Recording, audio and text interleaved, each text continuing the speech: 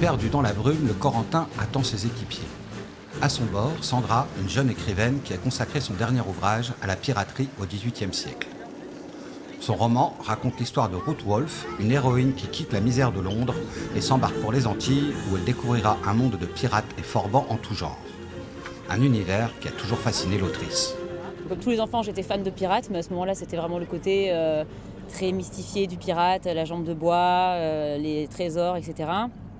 Et quand j'ai décidé d'écrire, j'ai envie d'écrire sur ce sujet-là pour démystifier un peu le côté exotique et rendre un peu, rétablir un peu la vérité autour des pirates et notamment rappeler que ce sont des marins avant d'être des pirates, avant tout, avant d'être des voleurs. Sandra a découvert le milieu maritime au cours de l'écriture de son premier roman et a fini par se lancer dans la navigation. Ça en fait partie.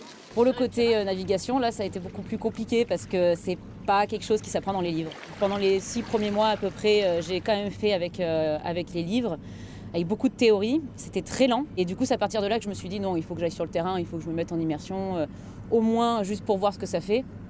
Et donc c'est ce que j'ai fait, et sauf que j'ai vraiment adoré ça, et donc du coup, j'en ai fait mon métier. Spécialisée dans la navigation sur les vieux gréements, Sandra a choisi d'être la plus précise possible dans ses descriptions.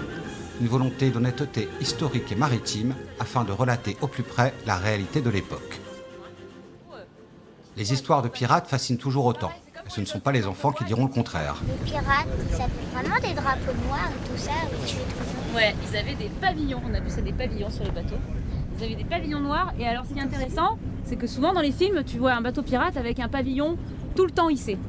Et ça, c'était pas le cas dans la réalité. Très proche de son personnage, Sandra assume son écriture féministe et engagée.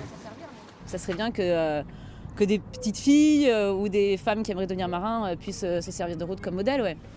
La saga Ruth Wolff continue. Après ce premier tome, 5 autres devraient suivre.